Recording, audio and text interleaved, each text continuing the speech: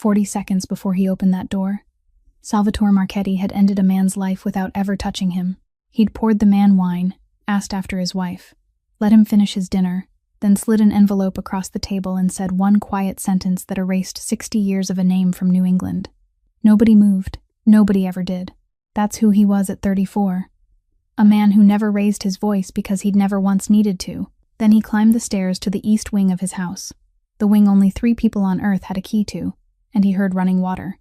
His hand was already reaching for the drawer beside the bed before his eyes caught up, and what he found was a woman in his bathtub, buried to the collarbone in white foam, gripping the rim with both hands like it was the last solid thing left in the world.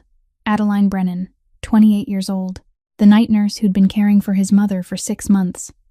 Auburn hair falling loose, gray-blue eyes wide open, knuckles cracked raw from surgical alcohol. She'd been told he was in Montreal until Sunday, and in the half-second it took her to understand who'd just walked through that door, she did the arithmetic that poor people learn to do faster than anyone else. Every hospital in Rhode Island had already turned her away. This was the last job that would have her, and she was about to lose it over 10 minutes of hot water. Salvatore turned his back, pulled the door shut, and stood in that hallway far longer than any man like him ever stands anywhere. Because what he'd seen in her face wasn't what he expected to see. And when he finally walked back into that bathroom, what she'd left behind told him more about her than any file ever could. If stories like this one mean something to you, hit that like button and share it with someone who'd appreciate it. Subscribe so you don't miss what comes next. Now let's go back to that hallway and to the 10 minutes that changed everything for both of them. She put her uniform back on in the room that was still heavy with steam, and her hands were trembling so badly that she couldn't fasten the row of buttons. She tried once, then a second time, and finally gave up on the top button and grabbed her old cloth bag. But before she opened the door and stepped outside, she did something she herself didn't have time to understand. She turned back. She drained the bathtub completely, wiped away every trace of foam still clinging to the stone rim, folded the towel into a neat square, and placed it exactly where it had been, then turned the soap bottle until the label faced the same direction she had seen it facing every time she passed this room during the past 6 months. She did all of those things while knowing perfectly well that the man standing outside could end her life with a single phone call. Only then did she step into the hallway. He was standing with his back to the window, both hands in his pockets, and he didn't turn around immediately. She held the bag against her chest, like someone preparing to leave a place forever. When he finally turned, he asked only one question, his voice so quiet that she had to hold her breath to hear it. He asked who had given her the access card to this east wing. In Adeline's mind appeared the face of the elderly woman sitting in the armchair downstairs, her trembling hand placing the key card into Adeline's palm that afternoon and telling her that she had the right to let in anyone she wished. Adeline thought about that for exactly 1 heartbeat. Then she answered that no one had given it to her, that she had come in by herself. She said she had walked past that door for 6 months, that tonight she was tired, she was curious, and she was wrong. She didn't invent a leaking pipe. She didn't claim she had felt faint. She didn't say that she had worked 2 shifts back to back, and that her feet had swollen so badly she could barely fit them into her shoes. She only said that she was prepared to accept whatever consequences came, and that she wanted to repay everything she had used, even if she had to pay it back little by little each week, if her employer would allow it. Salvatore said nothing for a very long time. In the world he lived in, people defended themselves faster than they breathed.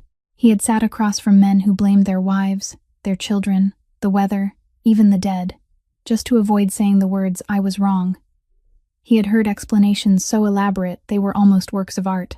Yet the woman standing in front of him, the woman who would lose everything if he spoke a single word, had chosen the shortest answer and the one most damaging to herself. He looked at her hands.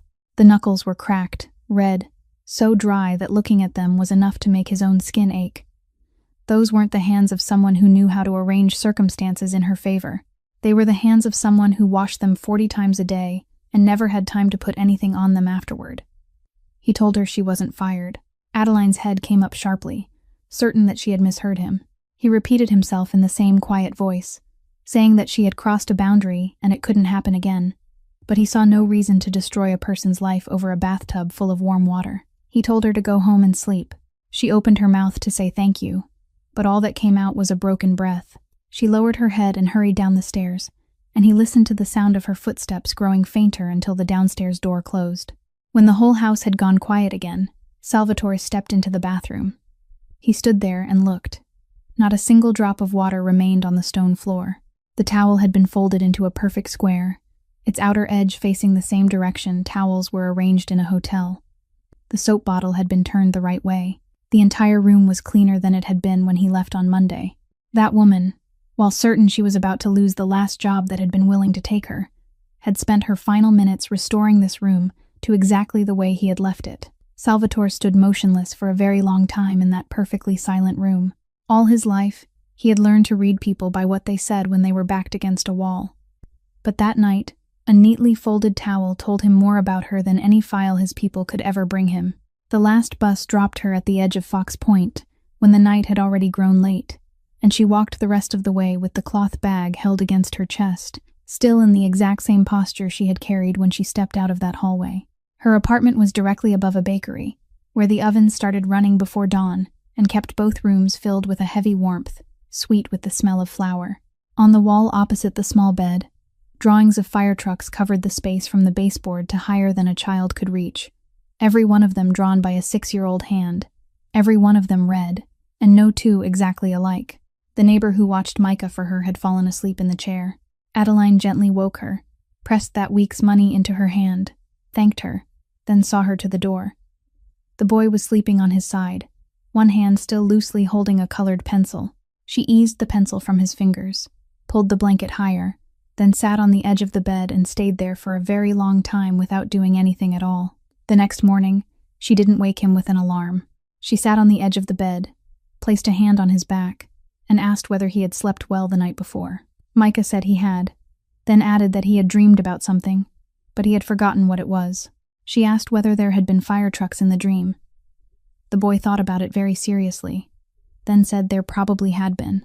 Only after that did she put breakfast on the table. She always did things in that order: ask first, eat afterward, because there were mornings when she needed to hear her son's voice before she could begin anything else.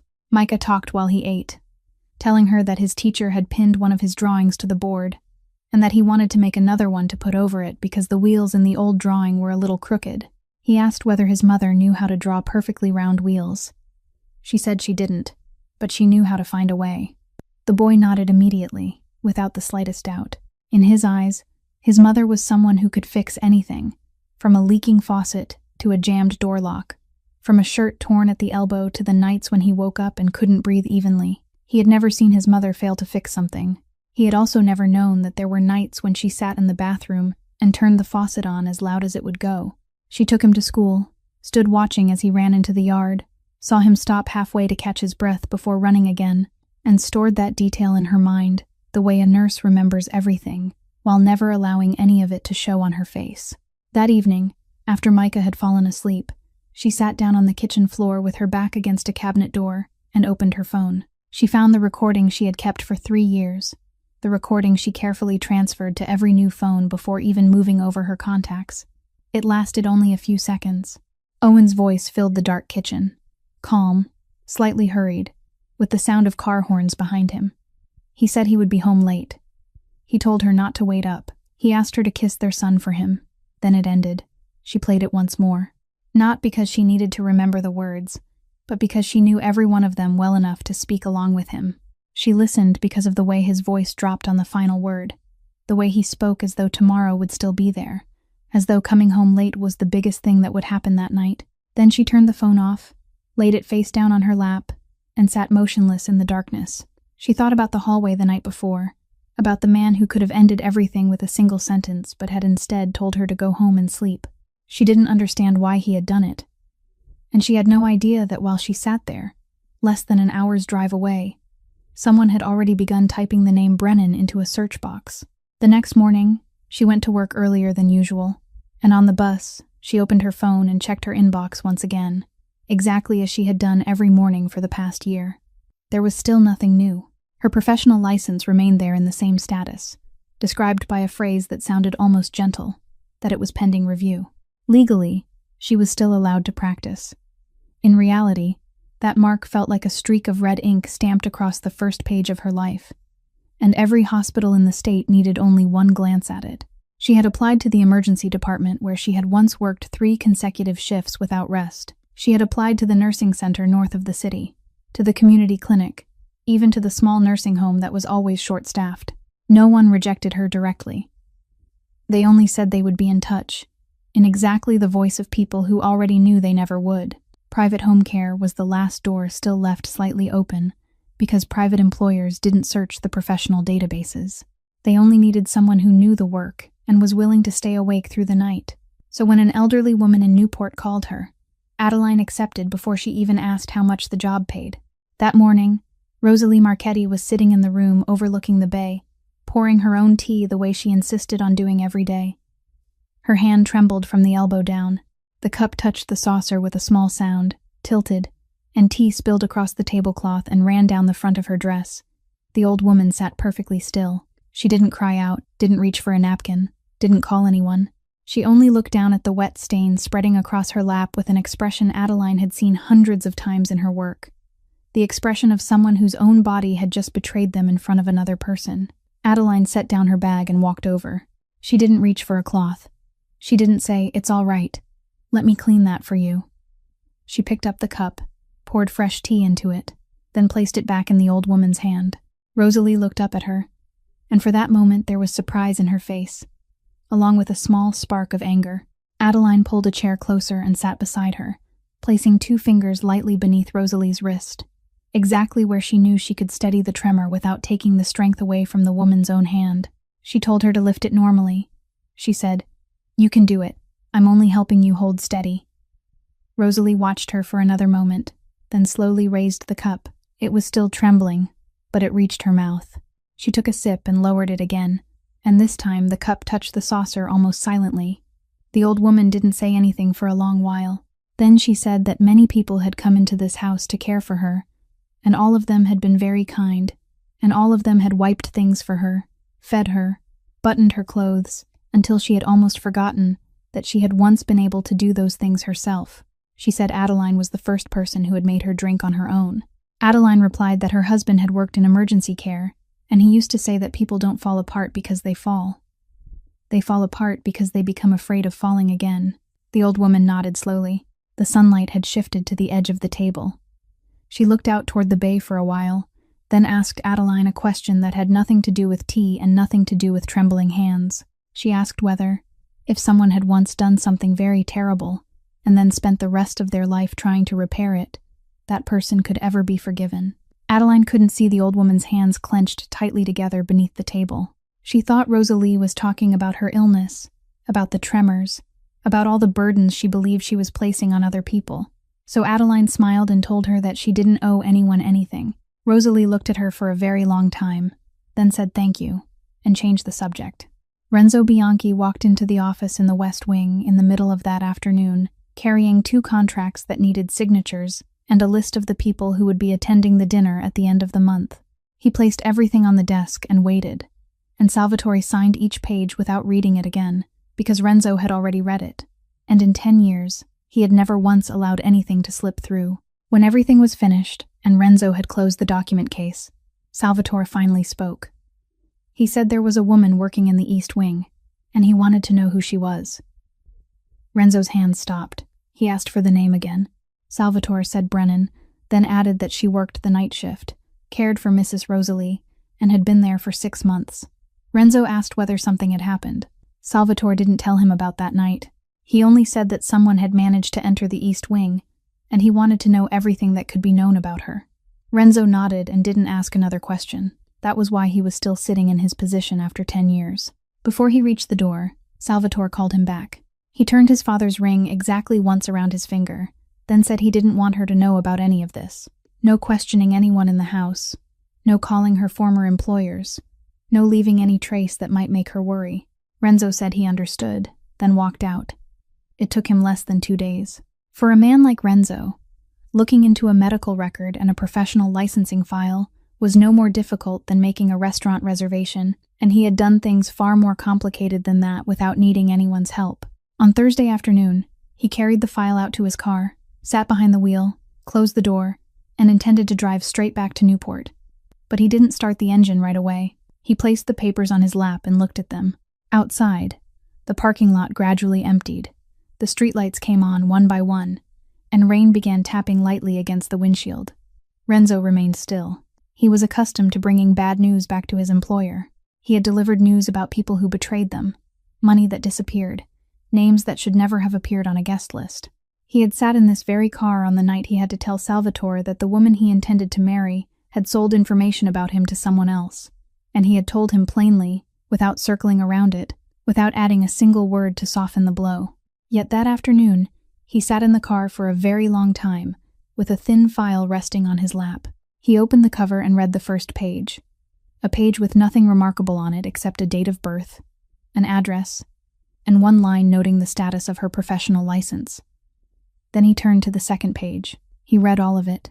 Then he read it a second time, more slowly, his finger stopping somewhere near the middle. After that, he closed the file very carefully and placed it on the passenger seat beside him. The rain grew heavier. Renzo still didn't start the engine. He sat there with both hands resting on the steering wheel, his eyes fixed on the rain-darkened pavement ahead. And on his face was something no one in the Marchetti house had seen in all the 10 years he had been there. He was hesitating. A very long time passed before he finally reached for the key and turned it. The car left the parking lot and joined the stream of red taillights running along the river, and the file remained closed and silent on the seat beside him for the entire drive back to Newport. The call came near the end of the afternoon shift, just after Adeline had finished preparing Mrs. Rosalie's medication tray. The cardiology clinic told her that the doctor in charge would be leaving for a conference over the weekend, so Micah's follow-up appointment had to be moved up to that evening. And if they missed it, they would have to wait until the next available round. She said thank you, ended the call, then stood still in the middle of the hallway for exactly 1 beat while she calculated. The neighbor could bring the boy there, but Adeline had to be present, because every question the doctor would ask was the kind only she could answer. She asked permission to leave early, changed clothes in less than 2 minutes, then ran toward the gate. From Newport back to the city, the next bus wouldn't arrive for nearly 40 minutes. She opened a ride service app, looked at the amount glowing on the screen, then closed it. That fare was exactly what half a month's worth of her son's medication cost. She slipped the phone into her pocket and started walking quickly toward the main road, hoping she could catch the bus at the stop farther down. She hadn't gone very far when headlights appeared behind her and a car pulled toward the curb, moving slowly beside her. The window came down. Salvatore asked where she was going. She said her son had a doctor's appointment and that she would make it in time. He looked at the empty road ahead, looked at her shoes, then told her to get in. Adeline shook her head. She said she didn't want to trouble him, especially after what had happened that night. Salvatore didn't argue. He simply reached across and opened the passenger door, then returned his hand to the steering wheel and waited. She stood there for 1 more beat before getting into the car. He didn't ask her a single question during the entire drive. He didn't ask what was wrong with her son, didn't ask where the boy's father was, didn't ask why a woman who spent all day caring for other people had to run through the darkness to make it to her own child's doctor. He simply drove, fast but never recklessly, and every time a light turned yellow, he continued through, instead of stopping. Adeline sat with her back straight, both hands resting on the cloth bag in her lap, her eyes turned toward the window, and inside her was a strange feeling, the feeling of someone so accustomed to managing everything alone that she no longer knew what to do when someone quietly helped her. They arrived before the appointment time. She stepped out, thanked him, then hurried inside. In the clinic, Micah was sitting on a high chair with his legs swinging, telling the neighbor about his newest drawing. The examination lasted longer than expected. There was an ultrasound. There were measurements. There were pages printed out and clipped into the medical file. The doctor said the second surgery should be scheduled sooner than originally planned, then handed Adeline a sheet showing the portion of the cost that insurance wouldn't cover.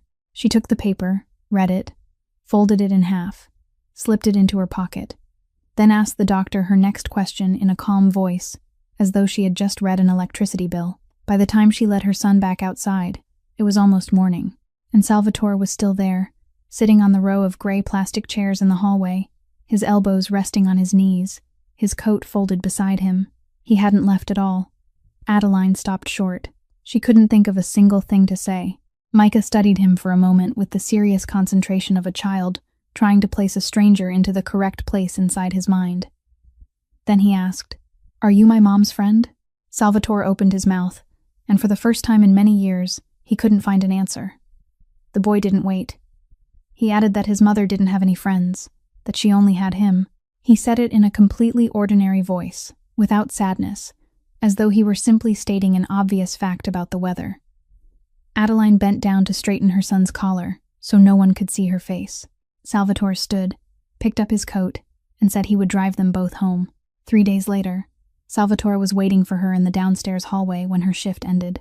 He told her that he had found out the name of the best surgeon in the region, and that he would take care of the boy's entire operation, including the part insurance wouldn't cover, and all the follow-up care afterward.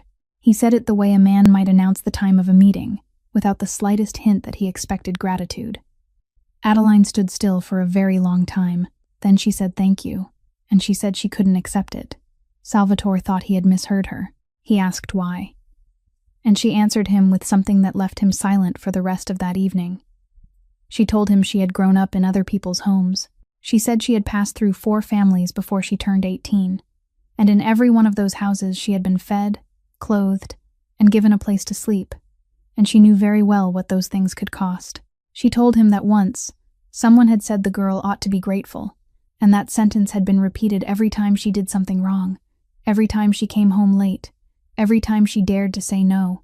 She said that when a person has accepted a meal they have no way to repay, they end up paying for it with a lifetime of obedience, by never daring to argue, by always having to smile even when they don't want to. She said her son would not grow up that way.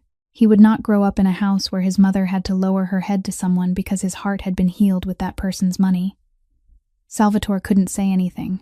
He had sat across from some of the most powerful men in the state and had always known what to say next. But standing in that dark hallway that evening, in front of a woman who had just refused the very thing that could save her child, he couldn't find a single sentence. He only nodded and said that he understood. Then he let her leave. But that night he didn't sleep. He sat in his office for a very long time, and what kept him awake wasn't the refusal itself, but the way she had said it. She hadn't been angry at all. She had spoken like someone who had learned that lesson very early, and had paid enough for it never to forget. The next morning, he summoned the family's legal department. He told them to bring out the records of a foundation bearing his mother's name, a foundation his father had created while he was still alive, in the same year Mrs. Rosalie had been hospitalized for the first time. It still existed on paper. Its reports were still filed regularly every year, and it had almost never spent a single dollar on the purpose it had been created to serve, because the approval process had been written by people who had never once had to fill out an application for help in their lives. Salvatore sat and read the regulations from beginning to end. Then he tore the entire thing apart. He ordered them to rewrite it from the beginning, and he set 3 rules. First, the foundation would do only one thing: pay the portion of heart surgery costs for children in the region whose families couldn't afford them. It would not expand into medication, would not expand into living expenses, would not expand into anything else, because a foundation that tried to carry too many things eventually became a foundation that accomplished nothing. Second, the review board had to be completely independent, made up of physicians and 1 attorney appointed from outside, and no one with the Marchetti name would be allowed to sit on it, including him. Third, the application had to be short enough that a mother coming off her shift at midnight could finish it before falling asleep. The lawyer asked whether he wanted to organize a public announcement, because this would be good for the family's image during the sensitive period they were in. Salvatore turned his father's ring once around his finger and said no. He only instructed them to send information about the foundation to every pediatric department and cardiology clinic in the state, on an ordinary sheet of paper, with no logo and no one's name on it. 2 weeks later, Adeline saw that sheet posted on the bulletin board at Micah's clinic, between an advertisement for a yoga class and a notice looking for a babysitter. She stood there and read it twice. She took a copy home, sat down at the kitchen table after her son was asleep, and filled it out like any other mother in the state. She had no idea who had rewritten those rules, and throughout the entire process, Salvatore never once mentioned her name to anyone. Gio Marchetti arrived on a Friday afternoon without warning, the way he had so often done for 40 years in this very house. He embraced his nephew, asked after his sister-in-law's health, and praised the painting hanging at the top of the staircase, in exactly the same words he had used more times than anyone could count. Then he sat down, took a stack of papers folded in half from inside his coat, smoothed them flat, and placed them on the table in front of Salvatore. He didn't say what they were. He only pushed them across. Salvatore opened them. It was a list of names, typed and arranged alphabetically, long enough to continue onto a second page and then a third. Beside each name was a very short note giving the person's job and the number of years they had been doing it. Some had been there since Salvatore's father was still alive. Some had started working there the same year Salvatore was born. He read slowly, through the first page and into the second, and somewhere near the middle his finger stopped. He read the name again to make sure. It belonged to a man who had once worked at the cold storage warehouse by the port. A man with hands large enough to lift Salvatore with one arm. A man who had carried him on his shoulders for an entire afternoon when his father was tied up in meetings and no one else was there to watch him, and who had still remembered to buy him an ice cream before taking him home. Salvatore hadn't thought about that man in many years. He hadn't even known the man still worked out there. Gio sat quietly and let his nephew finish reading. He didn't rush him, didn't explain, didn't give him a single number. He simply waited until Salvatore folded the pages closed. Then he said he hadn't come there to argue, and he hadn't come to ask for anything. He only wanted his nephew to see those names with his own eyes, instead of hearing them reported back in clean language inside a conference room. Then he stood, buttoned his coat again, and before leaving, he said that Salvatore called it honesty, while Gio called it making other people pay for his peaceful sleep. He said it very softly, without any anger, the way an uncle might remind his nephew to put on another layer before going outside. Then he left. Salvatore remained alone with the stack of papers on the table until the room had gone completely dark. He didn't turn on the lights. That night, while passing the east wing, he saw Adeline sitting on the hallway steps with a cup of coffee that had already gone cold, waiting for the time to give Mrs. Rosalie her medication. He stopped. He hadn't intended to talk, but for some reason he sat down a short distance away and asked whether, in her line of work, she had ever been forced to do something she knew was right, even though it hurt someone else. Adeline thought for a while. Then she told him about a man she had once cared for during the final weeks of his life. A man with 4 children, all 4 of whom wanted treatment to continue, even though everyone knew that each new treatment only prolonged his suffering rather than his life. She said she had to sit down with each child separately and tell them the thing none of them wanted to hear. Then she said, the hardest part wasn't deciding to stop. The hardest part was knowing that stopping would still hurt and having to stop anyway. When she finished, she stood, excused herself, and went inside because it was time for the medication. Salvatore remained alone on the steps for a very long time. She had no idea what she had just spoken about. She didn't know that on the desk behind him lay a stack of papers with names arranged in alphabetical order, and she didn't know that one of those names belonged to a man who had once carried him on his shoulders during an afternoon he himself had long since forgotten. Camilla Voss arrived on Tuesday morning, under the pretense of discussing the guest list for the upcoming fundraiser, carrying 2 folders and the easy confidence of someone who had been coming in and out of this house since she was still in school. Adeline was carrying a medication tray past the living room at the time. Salvatore was there, along with Camilla, the housekeeper, and a young woman who had only started working there the week before. Camilla watched Adeline for a moment, then turned and said loudly enough for everyone to hear that she found it strange for someone with a red mark on her professional record to be allowed in and out of Mrs. Rosalie's bedroom, and that a nurse under investigation ought to know very clearly where she stood. She said it in a light, almost friendly voice, the kind of voice that made it impossible for anyone to react without being made to look overly sensitive. Adeline paused for half a beat, then kept walking. She didn't turn around, didn't answer, didn't drop a single pill from the tray. The housekeeper lowered his eyes. The young woman who had just started looked down at the floor. Salvatore said nothing. He didn't defend Adeline, didn't interrupt Camilla, didn't change his expression. He only looked at Camilla Voss for a very long time, longer than normal, and no one in the room noticed that his finger had just turned his father's ring exactly once. Then he returned to the documents and asked her about the guest list as though nothing had happened. Camilla left believing she had just scored a point. 4 days later, the Voss family lost its equipment supply contracts with 2 hospitals in the region and a renovation contract in the Port District. On the 5th day, they received notice that the family's seat on the board of the city's charitable organization, a seat they had held continuously for 2 decades, would be transferred at the next meeting. Not one document mentioned the Marchetti name. No one called to explain. Everything happened smoothly, entirely according to procedure, and it was precisely that obedience to procedure that made it frightening. That evening, Camilla's father called. Salvatore answered on the second ring. He let the man say everything he wanted to say. The man began by reminding him that their two families had done business together since Salvatore's father's time, then shifted into familiarity, then reproach, and finally into the voice of someone trying desperately to hold on to something he could feel slipping away. He asked what this was really about. Salvatore waited until the other end had gone completely silent. Then he told the man to teach his daughter how to address other people with basic respect. He said only that one sentence, without raising his voice, without explaining another word, then ended the call and placed the phone face down on the table.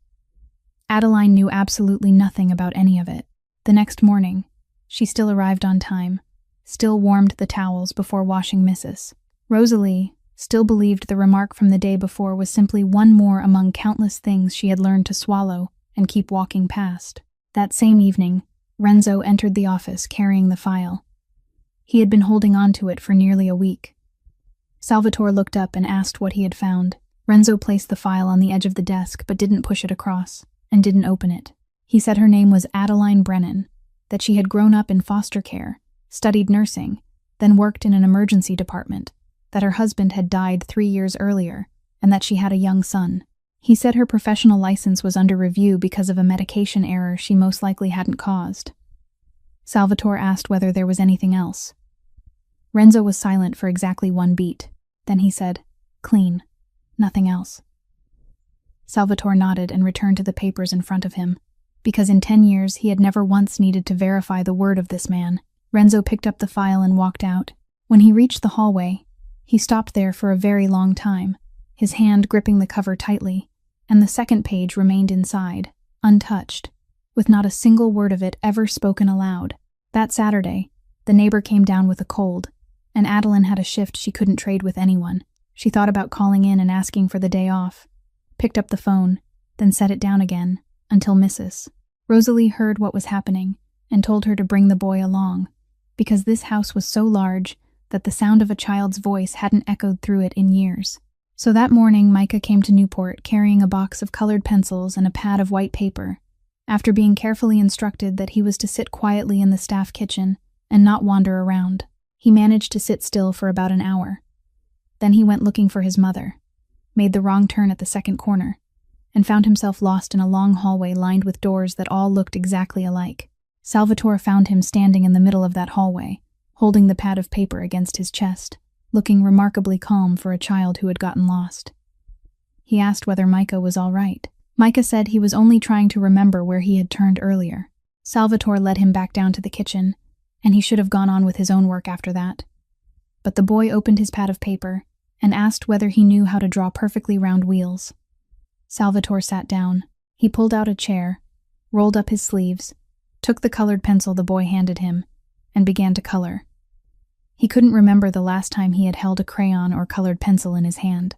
Micah assigned him the body of the fire truck and kept the ladder for himself because, according to him, the ladder was harder. They worked in silence for a while, very seriously, both heads bent over the same sheet of paper.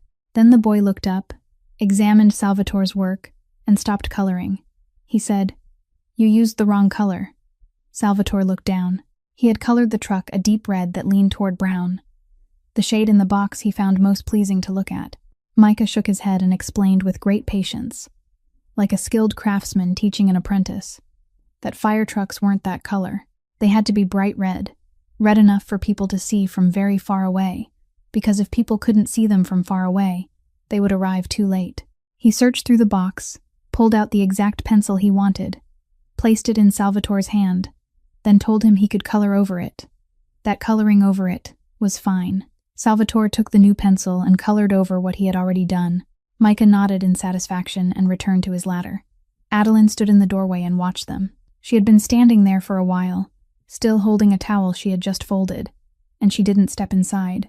She watched the man whose name this entire city only dared to speak, in a whisper sitting bent over a sheet of white paper, being corrected by a 6-year-old boy, and obediently starting his work over again. She watched her son speak to him in the completely natural voice of a child who had never learned that there were certain people one was supposed to fear. And then she realized that something inside her chest was growing strangely warm, a feeling she couldn't name and didn't want to name. That was when she became afraid. Not of him. She was afraid of herself. She was afraid of the part of her that stood there and found the scene beautiful, the part already quietly wondering whether there might be another morning like this one someday. She knew exactly who she was in this house. She knew about the file hanging over her head. She knew that women like her, when they finally allowed themselves to dream, were often the ones who fell the hardest. She remained there for one more beat, then stepped backward, walked down the hallway, and neither of the two people in the kitchen ever knew she had been standing there. That afternoon, when mother and son left, Micah carried the drawing with him and proudly told his mother that the man had used the wrong color at first, but he had fixed it very quickly, and that his latter coloring wasn't too bad either. Her proposal was approved on a Thursday afternoon, and the person who called with the news was a doctor on the independent review board, someone she had never met. She had submitted it nearly 2 months earlier, a home care plan for elderly people who couldn't afford to enter a nursing facility, written out by hand and then typed after Micah had fallen asleep. In it, she proposed flexible shifts for nurses who were single mothers, transportation for overnight staff, and free training for people who didn't have formal qualifications, but had spent years caring for members of their own families. The board told her it was the only proposal they had received that had been written by someone who truly understood what a night shift meant. When the official document was printed, her name appeared on the first page beneath the line identifying the person who had designed the program. She read that line more times than she wanted to admit. The fundraiser was held at the end of the month in a large hall overlooking the harbor. Adeline bought a dress from a second-hand store and altered the waist herself so it would fit. Micah told his mother she looked like someone from a movie, and he reminded her to stand up straight. She arrived before the scheduled time, stood near the edge of the room, with one hand holding her small purse, and searched for quite a while before she finally found the group of colleagues she knew. During the first half hour, she felt almost happy. People shook her hand. One doctor told her he had read her proposal twice. Someone called her Mrs. Brennan instead of calling her the nurse. Camilla Voss arrived a little later. She made her way around the room, greeting each group, and as she went, she handed 3 members of the foundation board a thin packet of papers, saying this was something the organizers should have reviewed before printing someone's name on the cover. It was a copy of the investigation into Adeline's professional license, along with the note showing that its status was still pending. Camilla said nothing more. She simply handed it over, smiled, and moved on to the next group. But that packet wasn't the only thing she had brought with her that night. During the previous several weeks, someone inside the Marchetti household had helped her review the security logs from the East Wing, and among those records was one unusual entry. The access card registered to Mrs. Rosalie had been used to enter the East Wing close to midnight, on the exact night when Salvatore's official schedule showed that he was supposed to be in Montreal. Camilla didn't need anyone to tell her what had happened.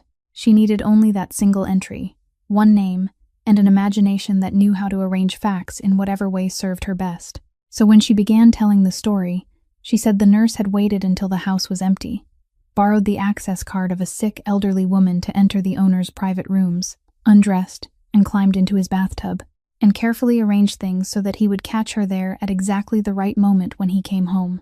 She told it in a sympathetic voice, occasionally adding that it was almost sad, because after all, who wouldn't want a chance to change their life? The story traveled faster than the wine. Adeline realized what was happening in the way every woman eventually learns to recognize it, through the silences. She walked toward one group and they stopped talking. She passed another and heard a quiet laugh behind her. A woman wearing a pearl necklace turned and asked whether the bathroom in Newport was really as impressive as everyone said, then laughed, and several people around her laughed too. Adeline stood still, all the blood drained from her face. For a moment, she could hear running water inside her head, hear the door opening, and she understood that the most humiliating night of her life had just been turned into entertainment for a room full of strangers. She turned and looked for him. Salvatore was standing not far away among a group of investors, and he had heard it. He looked at her, she looked back at him, and she waited. She waited for the thing she had been certain would come, because she had seen him stand up for his mother, had seen him sit through the entire night on a plastic chair outside a hospital room, had seen him bend over a drawing and recolor a fire truck, because a little boy told him the red was wrong. She waited for him to step forward and say something. He didn't. He stood there, and for 3 seconds, the man who never hesitated. For those 3 seconds, he thought about the unsigned transfer agreement, about the people standing around him, about how one careless sentence now could turn her private humiliation into news across the entire city by morning. 3 seconds, in his life, was only a breath. To Adeline, those 3 seconds were as long as the entire year she had spent living beneath the red mark on her professional record. And when the 3rd second passed and he still hadn't spoken, something inside her quietly went dark. She didn't cry. That was the thing Salvatore would remember most clearly afterward. Adeline simply lifted a hand to her chest, removed the name badge that identified her as the person who had designed the program, placed it on the white-covered table beside the untouched wine glasses, then turned and walked toward the door. She didn't hurry. She didn't bump into anyone. She walked straight through the middle of the people who had just laughed at her, her back straight, her head held high, exactly as her son had told her, and not one person in that room had enough decency to call her back. It was raining outside. She walked down the steps and went straight into the rain without stopping to put on anything warmer. Inside, Salvatore stood watching the door close behind her. Then he turned toward the sound technician and signaled for the music to stop. The entire hall fell silent. He stepped onto the platform without carrying any notes, and without waiting for anyone to introduce him. He said that a story about the private life of an employee had been repeated in this room tonight, and it had been twisted until not one word of it remained true. Then he told them exactly what had happened. He said that his mother had been the one who gave Adeline the access card, that Mrs. Rosalie was the owner of that card, and had every right to decide who could enter. He said that when he asked who had given her the card, Adeline answered that no one had, that she had gone in on her own, because she would rather lose her job than allow an elderly woman to be blamed.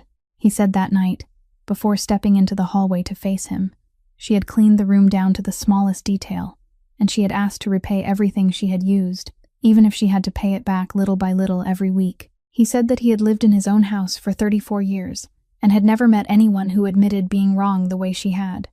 No one in the hall moved. Then he said that the shameful thing tonight wasn't that an exhausted woman had lain in a bathtub of warm water for 10 minutes.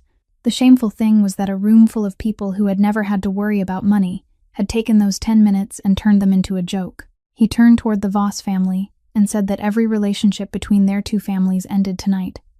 And he said it in the same quiet voice that everyone in the room understood, left no room for negotiation. Camilla stood there with her wine glass still in her hand, her face drained white. Several people reached for their phones. Others lowered their heads. Salvatore stepped down from the platform and went straight to the door without saying goodbye to anyone. He ran down the steps into the rain, across the parking lot, and all the way to the bus stop at the corner. It was empty. There was only a soaked metal bench and a crooked timetable posted beneath the shelter. He called her. Her phone was off. He called again, still off.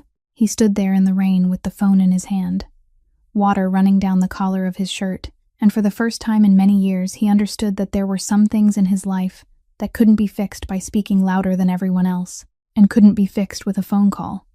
He had said everything that needed to be said. He had simply said it 3 seconds later than he should have, and those 3 seconds would take him a very long time to understand the full cost of. She returned to Newport on Monday morning, deliberately choosing the hour when she knew Salvatore would be in a meeting in the city, carrying her uniform washed clean and folded flat inside a paper bag. She intended to leave it with a short note of thanks for the housekeeper, and then go immediately. But Mrs. Rosalie was asleep, and while she waited, Adeline finished one last task she had done every morning for the past 6 months, preparing the medication tray for noon. The medicine box was kept in a drawer of the old woman's writing desk. She pulled the drawer open, and beneath the medicine box was a half-finished sheet of paper. The handwriting trembled so badly that some words had been written twice, and the entire page held fewer than 10 lines, something a healthy person could have finished in 2 minutes. She should have folded it and put it back exactly where she found it. But her eyes had already caught a name somewhere near the middle of the page. Owen Brennan. She stood completely still in that room for a very long time. Then she picked up the paper and read from the beginning. The old woman had written that she had meant to tell Adeline this from the very first day, that she had known who Adeline was before she ever walked into this house, that she had seen the name Brennan on a list 3 years earlier and had never been able to forget it. The next sentence stopped halfway through, the ink spreading where the pen had rested too long against the paper. Adeline read it a second time, then a third, and she didn't believe it. She thought about the tremors, about the afternoons when the old woman confused people's names, about all the times she had watched a memory beginning to fracture. She told herself that perhaps Mrs. Rosalie was confused, that perhaps it was another name, that there were countless people in the world with the surname Brennan. She placed the paper back exactly where it had been, closed the drawer, finished preparing the medication tray, left her uniform on the chair, then went home. She tried to believe that explanation for the entire bus ride. But that evening, after Micah had fallen asleep, she put on her coat and walked to the city's central library, which stayed open late and kept photographic archives of every local newspaper. She sat down in front of the microfilm reader, entered the month and year she would never forget, and began going through the pages one by one. She found the report on page 4 of the following day's edition. A warehouse in the Port District had caught fire before dawn. 3 people had died. One of them was an emergency medical worker. She had read that report before, 3 years earlier, so many times that she knew it by heart, but this time she didn't read that part. Her eyes moved down to the final line, the line naming the company that owned the building, the line she had passed over 3 years earlier, because at the time, there had been no room left in her mind for anything except figuring out how to survive the next day. She read it. Then she sat completely still. She kept searching. She found the report announcing the conclusion of the investigation, published 4 months later, no more than a short paragraph buried in the middle of a page, stating that the cause had been determined to be an electrical short circuit and that the case had been closed. She remembered very clearly that she had appealed twice. The first time, they answered with a printed form letter. The second time, someone called and told her, very politely, that she should save her strength for her son. She remembered sitting on the kitchen floor after that call and thinking that perhaps they were right. Now, beneath the yellow light of the archive room, she looked at the name of the company that owned the building once again, and everything inside her turned cold. For 6 months, she had bathed an elderly woman. She had fed her spoonful by spoonful. She had held her wrist so she could drink her first cup of tea on her own after months of being unable to do it. She had called her by her first name on afternoons when the two of them were alone. She had sat on the steps of their house and told their son about a patient at the end of his life. She had allowed her own son to sit coloring in their kitchen. She stood up, and afterward she couldn't remember how she had walked home. The next morning, she wrote her resignation letter. It was very short and very polite, thanking them for the opportunity she had been given and asking to complete the handover during the week. There wasn't a single word in it about the fundraiser, not a single word about those 3 seconds, not a single word about the name she had just discovered.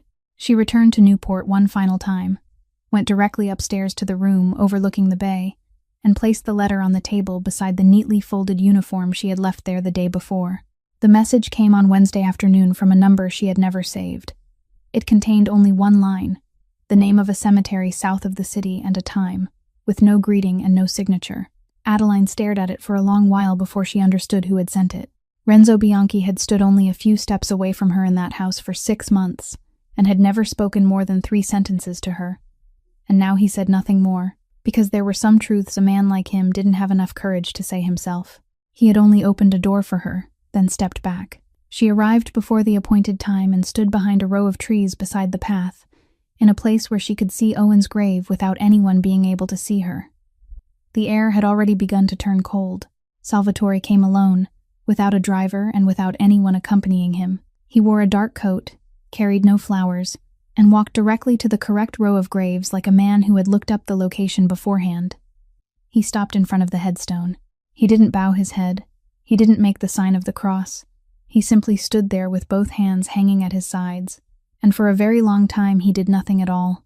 Then he began to speak. His voice was quiet, but the cemetery was so still that afternoon that Adeline could hear every word. He said he hadn't known Owen was there that night. He said that by the time he learned the truth about that warehouse, everything had been over for a long time, and the case had already been closed. He said he had spent the past 3 years taking things apart one piece at a time, and he still wasn't finished. Then he fell silent for a while. After that, he said the sentence Adeline would hear again inside her head for many nights afterward. He said that building belonged to his family, so what happened there belonged to him. He said he hadn't come here to ask for anything. He wasn't asking for forgiveness, because he knew he had no right to ask, and because the only person who had the right to forgive him was already lying beneath this ground. He said he had come to repay. Then he said that Owen's wife was the strongest woman he had ever met, and that he had been given the chance to stand up for her in front of a room full of people. And he had hesitated. He said it without offering a single excuse. He only said that he had hesitated, and that he would never be able to explain to himself why. Then he said he would take care of the boy, not by putting his mother in anyone's debt, but by building things that children like him had a right to receive, even if they didn't know anyone important. When he finished speaking, he stood there a little longer. Then he placed one hand lightly on the top edge of the headstone, only once, the way someone might rest a hand on the shoulder of a person they had never met. After that, he turned and walked away. Adeline remained behind the trees. She had come there carrying enough anger to burn everything down, anger she had fed since the night at the library, and she had prepared every sentence she meant to say if she saw him. But she didn't step out. She stayed where she was until the sound of his car had disappeared completely, and only then did she walk to her husband's grave and sit down on the damp grass. She sat there for a very long time without saying anything to him at all, because for the first time in 3 years, she didn't know what she was supposed to say. Adeline's home care program continued even after she left Newport, because it belonged to the independent board rather than to anyone in the Marchetti family, and because she had signed the contract before that fundraiser ever took place. She moved into the work full-time at a rented 2-story house on the west side of the city that had been renovated into a daytime center for elderly people in the neighborhood. Every morning, several old women with canes came there to practice walking along colored tape lines that Adeline herself had placed on the floor, and one elderly man came only to sit with a cup of coffee and tell the same story about the years when he had worked at the shipyard. On Tuesday morning, when she opened the door, 3 black cars were parked along the other side of the street, directly across from the building. The windows were dark, the engines still running. No one got out. No one did anything. They remained there all morning, then left. On Wednesday morning, they came back, in exactly the same place and at exactly the same time. Adeline said nothing to anyone. She only drew the curtains and told everyone they would exercise in the back room that day.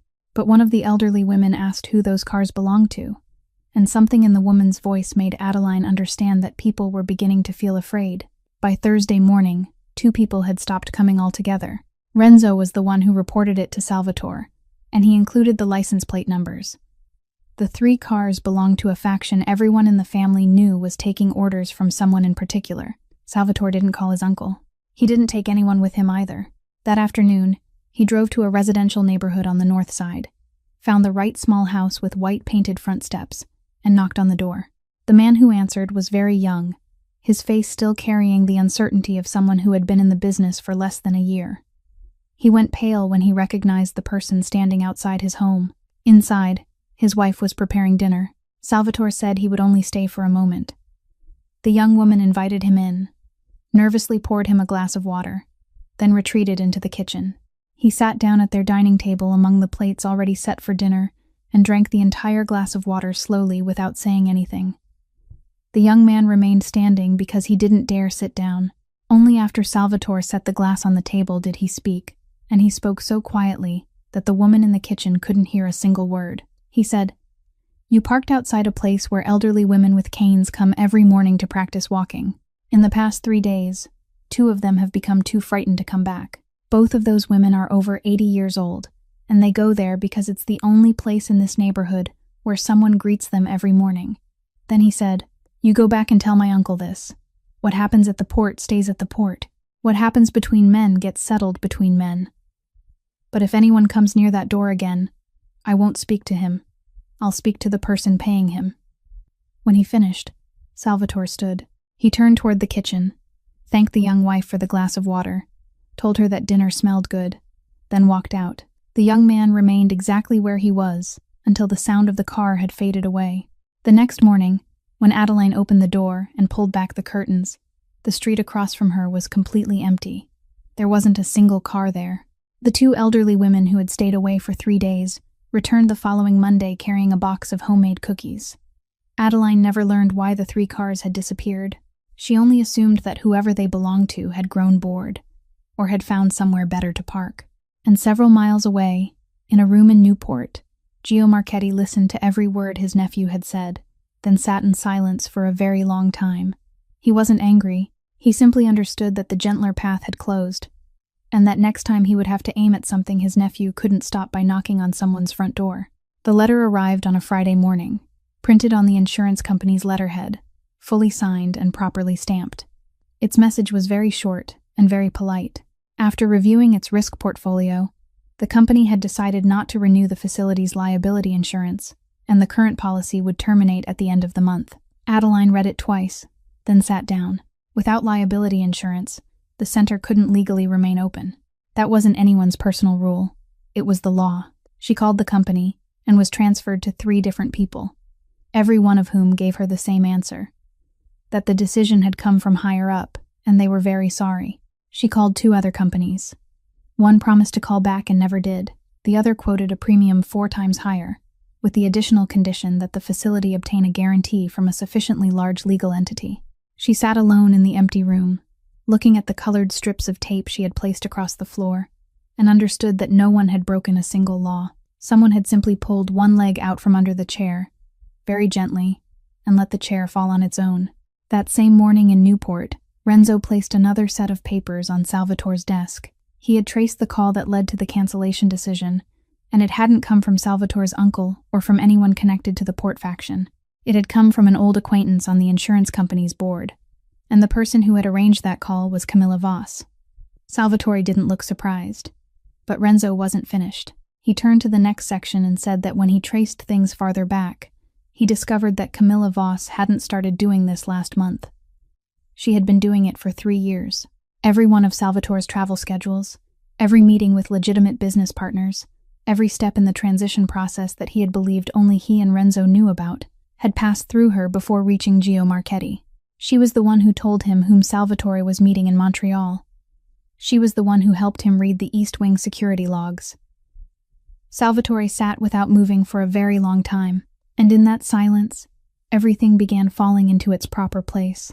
He had thought Camilla Voss was jealous. He had thought the remark she made in the living room that day was nothing more than the petty cruelty of a woman accustomed to being indulged, and he had answered it in exactly the way one answered petty cruelty. But now he understood that she had never truly been aiming at Adeline. Adeline had only been a tool. What Camilla Voss wanted wasn't a place beside him. She wanted to damage his credibility at the most sensitive moment possible, when he needed legitimate partners to trust him, and when every set of eyes inside the family was waiting for him to stumble. A man caught in a scandal involving a woman employed in his own house would no longer have the standing to speak about decency or honest business. All it took was one story told at the right time, in the right place, among exactly the right people. And they had told it on the night he had invited every important person into the same room. Salvatore rose and walked to the window. He turned his father's ring around his finger, once, then twice. He thought about Adeline's face in the ballroom that night, about the way she had turned her head to find him, and waited. She had never known that she was standing in the middle of someone else's war. She had simply been the only woman in that room with nothing to lose except her own dignity, and that was exactly why they had chosen her. Renzo asked how he wanted to handle it. Salvatore didn't turn around. He said that first, he needed another name, the name of the person inside the house who had read the security logs and passed them outside. For nearly a year, Gio Marchetti had been searching for a traitor.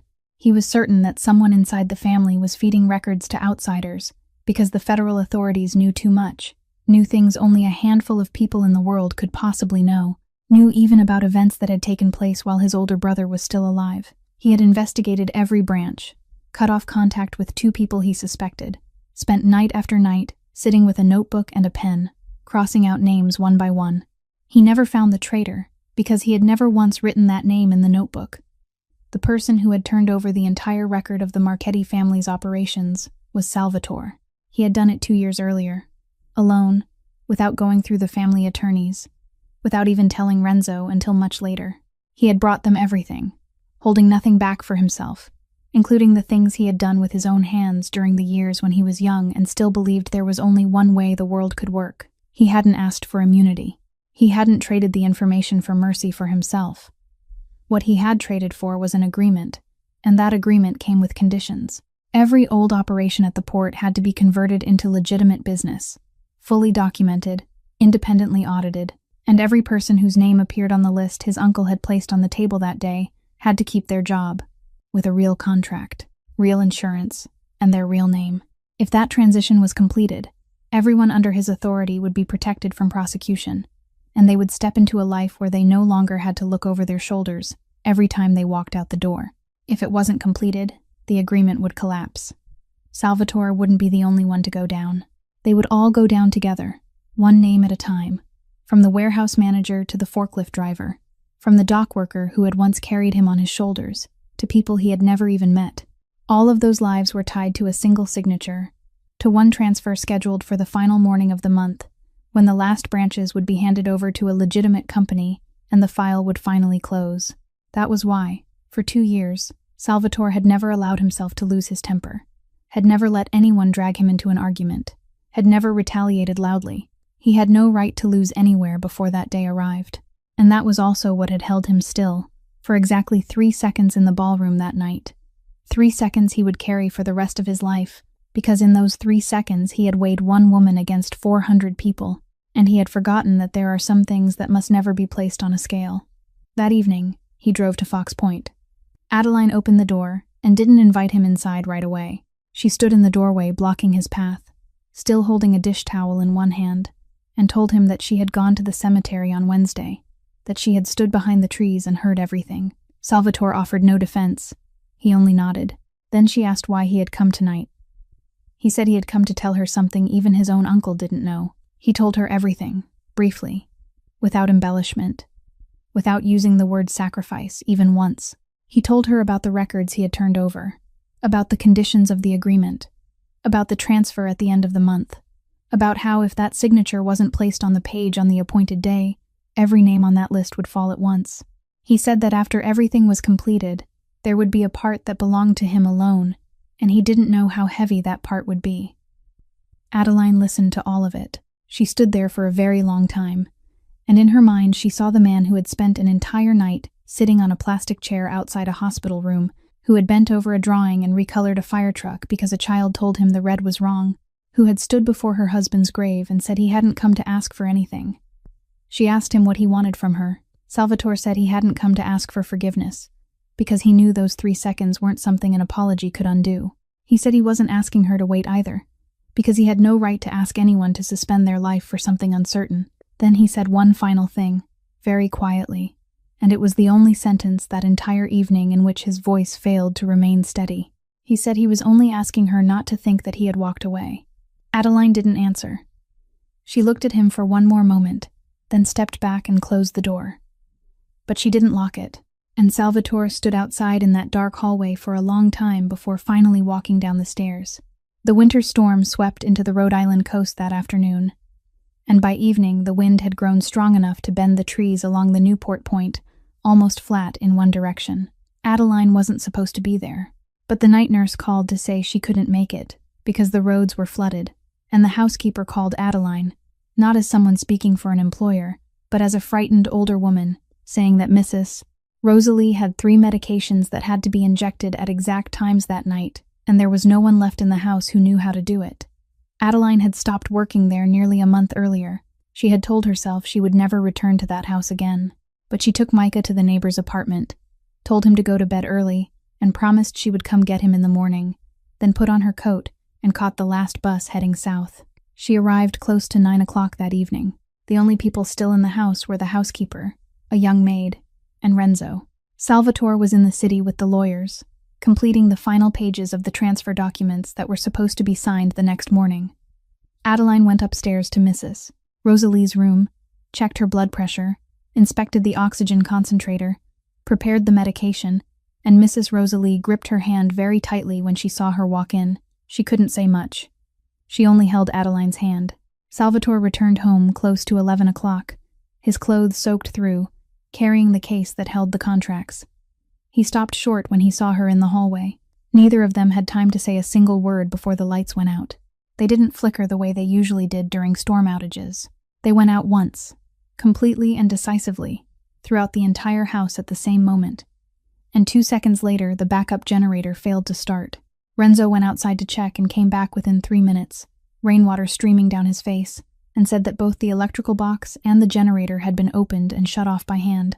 He added that the only road leading away from the point had been blocked by 3 trucks parked across it, their lights off, their drivers still sitting inside the cabs.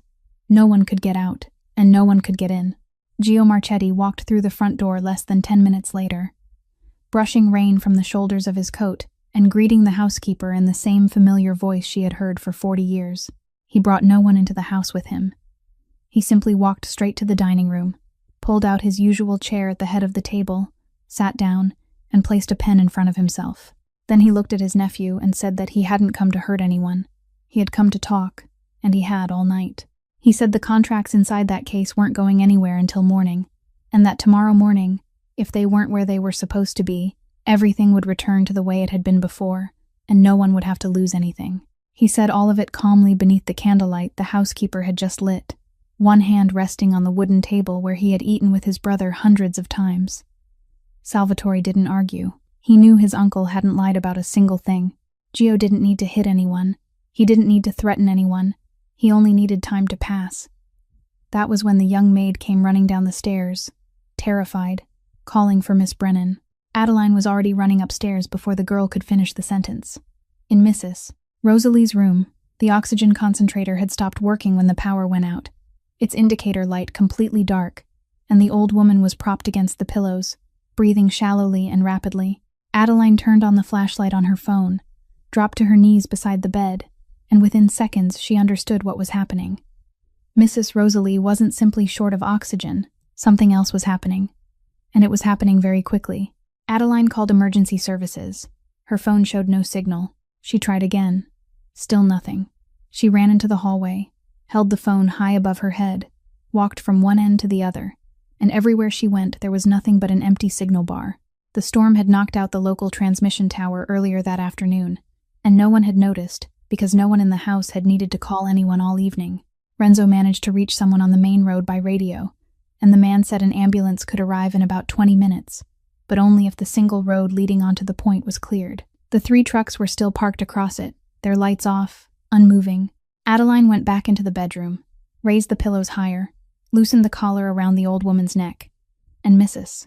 Rosalie found her hand in the darkness and held on to it. Her hand was cold. Downstairs, beneath the candlelight, Gio Marchetti was still sitting beside his pen, and he had no idea what was happening on the floor above. They brought the old woman downstairs, because the dining room was the only place where candles were still burning, and the room closest to the front door, and if the ambulance managed to reach them, every single step would matter. Adeline knelt on the cold tile floor, rested Mrs. Rosalie's head in her lap, and turned her face gently to one side. She raised the flashlight on her phone and shone it into the old woman's eyes, covering and uncovering them, covering and uncovering them, and she saw the thing she had feared most, that one pupil wasn't constricting to the light the way the other one was. She took both of the old woman's hands and told her to squeeze. The right hand responded weakly, while the left barely responded at all. Adeline looked at the clock on the wall and fixed that time in her memory, because in her profession, that time was the most important thing she could carry to the doctors. The housekeeper stood beside her with both hands clasped together. Renzo held the radio to his ear and shook his head. The 3 trucks were still blocking the only road out, their lights off. Salvatore stood at the head of the dining table, looking down at his mother lying on the floor of her own home. Then he opened the case. He took out the transfer agreement, the entire thick stack of papers he had traded 3 years of his life to obtain, the documents in which every page represented a name preserved, a family that wouldn't have to leave this state, a promise on which he had wagered the rest of his life. He placed it on the table in front of his uncle, directly beside the pen. He said, "You want this. Here it is. Take it. Sign in my place if you want. Tear it apart if you want. I won't stop you. Move the trucks now." Gio Marchetti looked at the papers in front of him. All his life, he had waited for a moment like this. A moment when the thing he wanted was within reach, and the other man was the one forced to surrender. He reached out and touched the cover of the file. That was when Adeline looked up. She was still kneeling on the floor, one hand supporting the old woman's head. Her hair stuck to her temples, and she looked directly at the man sitting at the head of the dining table. She told him that he had very little time before part of his sister-in-law's brain died permanently, and once that part was gone, it would never come back, no matter what he did afterward. She said she didn't care what he signed, whom he defeated, or what he managed to win tonight. She said she needed those 3 trucks off that road right now. Then she said one final thing, and her voice didn't tremble. "If you want to beat your nephew, then beat him. But don't win by using the woman who took care of you when you were still a child." The entire room fell into a silence none of them would ever be able to describe afterward. Salvatore said nothing more. He knew anything he said now would only make his uncle more stubborn, and for the first time in his life, he accepted standing still and allowing someone else to speak for him. Gio Marchetti remained seated for a very long time. He looked at the woman kneeling on the floor, then down at the face of the woman lying in her lap. The woman who had married his brother in a summer that felt impossibly far away, who had cooked for him through the years when he had nothing, who had defended him to his father when he was still a troublesome boy. Then he did something no one in the room expected. He pushed the file back toward his nephew. He pushed it with both hands, firmly, and didn't look at it again. He stood, pulled the radio from the pocket of his coat, and ordered all 3 trucks moved off the road immediately. He gave the command once, and didn't repeat it. Then he took off his coat and draped it over the back of a chair, walked to the front door, threw it wide open into the wind and rain, and stood outside on the steps with a light raised so the ambulance could find its way in. When the stretcher was wheeled out, he was the one who lifted one end of it, that 61-year-old man standing in the rain without saying a word. He walked beside the stretcher, all the way to the ambulance door. Before the doors closed, he bent down and looked at his sister-in-law's face once, very quickly, then stepped back. Adeline climbed into the ambulance with the old woman. Salvatore climbed in after her, and when the ambulance rolled away from the point, the stack of transfer documents was still lying untouched on the dining table beneath the half-burned candles, and no one had bothered to bring it with them. Near dawn, the doctor came out and told them they had intervened in time, that if they had been delayed by that same amount of time, the outcome would have been different, and that the exact time Adeline had remembered was what allowed them to make the decision so quickly. Salvatore sat down on the row of chairs outside the room and said nothing for a very long while. Gio Marchetti arrived just as the sky was beginning to brighten. He didn't ask anyone anything. He simply walked down the hallway, found his nephew, and sat in the chair beside him. The 2 men remained silent like that for a while. Then Gio began to speak, and no one forced him to. He spoke about a warehouse at the port 3 years earlier, a warehouse that had outlived its usefulness and had been insured for far more than it was actually worth. He said he had given the order. He said he had planned everything, chosen the middle of the night, chosen an area where no one was supposed to be passing through. But when the man assigned to the job arrived, he discovered that 2 people were sleeping inside. Homeless people who had crawled into the building to escape the cold. The man didn't dare disobey the order, because in that world people didn't disobey orders, but he also couldn't bring himself to remain silent. So before doing what he had been sent there to do, he made an anonymous emergency call from a payphone on the street, reported that someone was in danger, then hung up and discarded the number he had used. Gio said that for his entire life he had told himself that if no one had come that night, then the blame would have belonged to the man who made that call. But someone did come. A young emergency medical worker received the call and arrived before the fire department. He went inside and brought both people out, one at a time. He had already made it outside. He was already safe. Then he heard a dog still trapped inside, the dog belonging to one of those 2 people, and he went back in one final time. Gio said the dog made it out. Then he stopped speaking for a very long time. He said he learned all of this only 3 days later, when everything was already over and the case was about to be closed, and he chose silence, and he had lived with that silence for 3 years. He said that last night, when he watched his nephew push the file into the middle of the table in exchange for an ambulance, he finally understood that in his entire life, he had never once been brave enough to place a human being above everything else. Adeline stood only a few steps away, still holding a cup of water she hadn't touched. She had been there from the beginning. She didn't cry out, didn't rush toward him, didn't ask a single question. She simply stood there, and the cup tilted in her hand before she tightened her grip around it. For 3 years she had lived believing that her husband had died in a fire caused by an electrical short circuit, a meaningless death, a cruel accident of fate.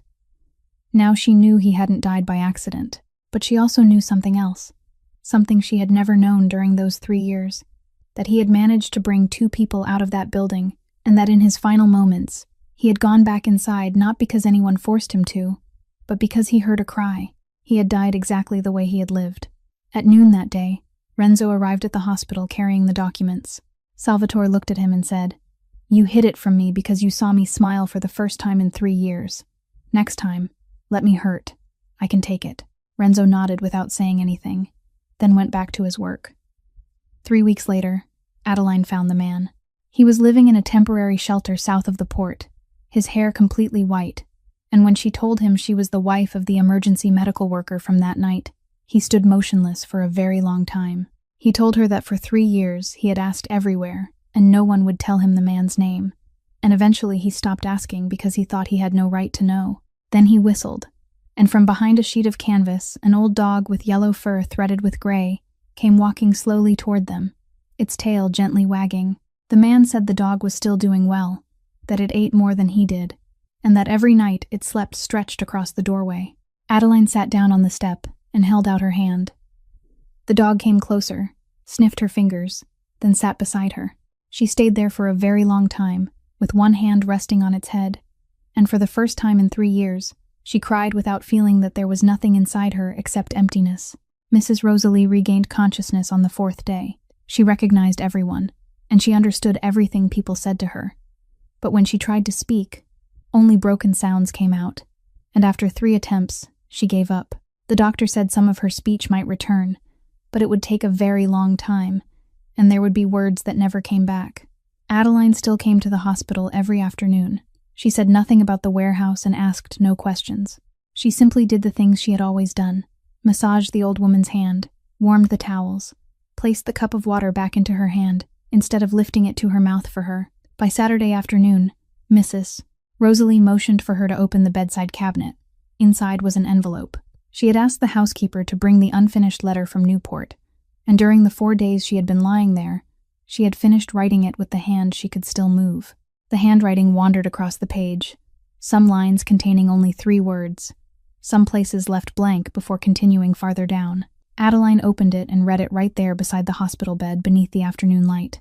The old woman wrote that she had known who Adeline was from the very beginning.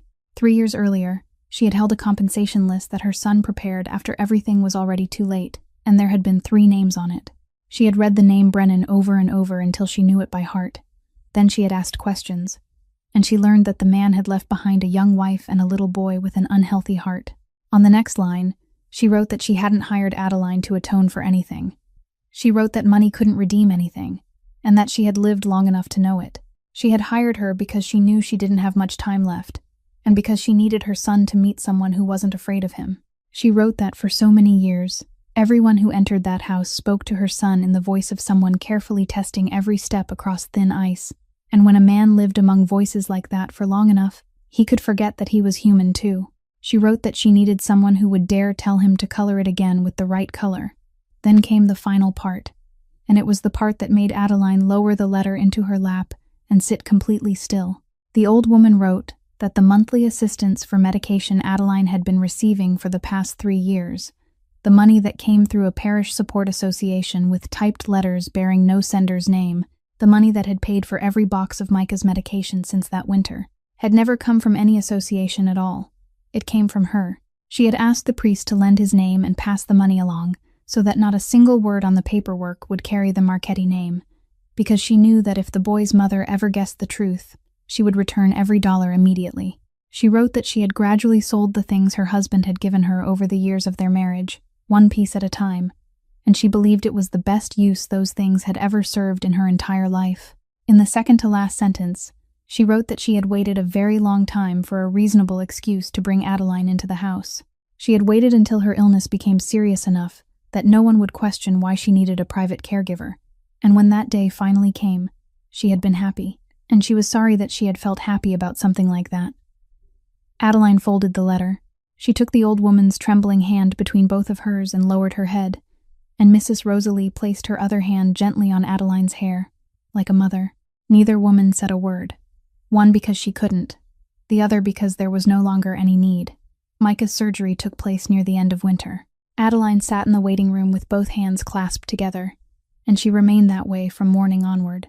Salvatore sat one chair away from her without speaking, occasionally getting up to bring her a cup of coffee she never drank. Near noon, an older woman entered the waiting room, stopped at the doorway for a moment, then slowly approached.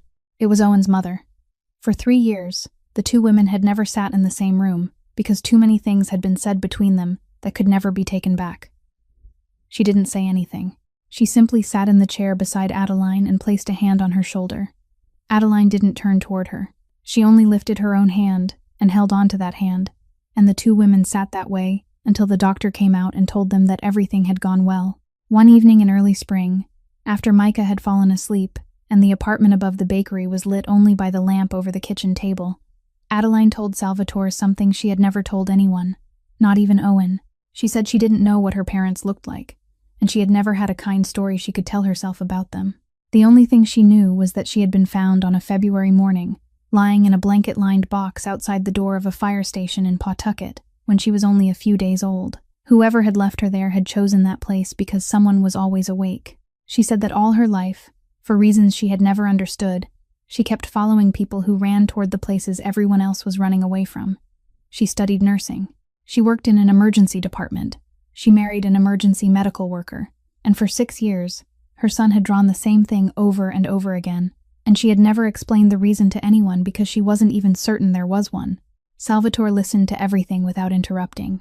Then he said that if someone had placed her there, because it was a place where people stayed awake all night, then everything she had done with her life since that morning was the longest answer a human being could ever write to an act like that. His sentence was announced near the end of spring. He didn't have to go to prison. What they took from him was everything else that remained. He was permanently barred from holding any executive position in any business in the state. The family's assets were placed under supervision. Every expenditure above a certain amount had to be approved by a board on which he had no voice. The man who had once erased 60 years of a name from New England with a single quiet sentence now had to file an application and wait for permission if he wanted to open a small restaurant near the harbor. But the transfer documents had been signed. Every name on the list his uncle had placed on the table that day kept their job, with a real contract and real insurance. The dock worker who had once carried him on his shoulders still went to the port every morning, except now he had paid vacation days. Gio Marchetti accepted responsibility for his part and didn't appeal. Before he left, he went to the hospital to see his sister-in-law one last time, sat beside her bed for a very long while without speaking, then stood and said, "I'm sorry. It's far too late, but I still have to say it." Camilla Voss was removed by the foundation board from every activity connected to it, and her name gradually disappeared from the rooms where it had once moved so easily. On the evening Salvatore proposed, he didn't choose Newport. He didn't choose a restaurant either. There were no flowers and no witnesses. He came to the apartment above the bakery, where the oven still began running before dawn, where the wall was still covered with bright red fire trucks drawn by a 6-year-old hand. He said he didn't have much left to offer, that the man he had been 3 years earlier could have given her anything, while the man he was now had to ask permission even to open a small restaurant. He said he wasn't going to promise her anything, because he had once hesitated for 3 seconds at the exact moment she needed him most, and a man who had done that shouldn't make promises. Adeline took his hand and told him he didn't need to promise. She said, "I only need you to tell me the truth, even when the truth is difficult to hear." Then she said yes. Micah woke because of the sound of their voices, came out rubbing his eyes, looked at the two of them, and asked whether something happy had happened. When they told him, he nodded very seriously and said that in that case, tomorrow Salvatore would have to color another picture. This story leaves us with a few very simple things. A person's worth doesn't come from the job they do, the amount of money in their account, and certainly not from the worst rumor people repeat behind their back. One mistake should never be allowed to become a life sentence for an entire human life. Real love doesn't bind someone with debt or gratitude. It gives the other person back the right to say no without losing any of their dignity. And there are quiet people all around us. People who wash the faces of the sick, support the hands of the elderly as they learn to walk again, sit awake through long nights when no one is watching. They are the ones who keep this world warm. If this story touched your heart, please subscribe to our channel, press the like button, and share it so we can continue listening together to more meaningful stories every day. How do you feel about the story of Adeline and Salvatore? Please leave a few lines in the comments so we can hear what you truly feel deep in your heart. We wish you and your family good health, happiness, and peace every day. Goodbye for now, and we'll see you again in the next video.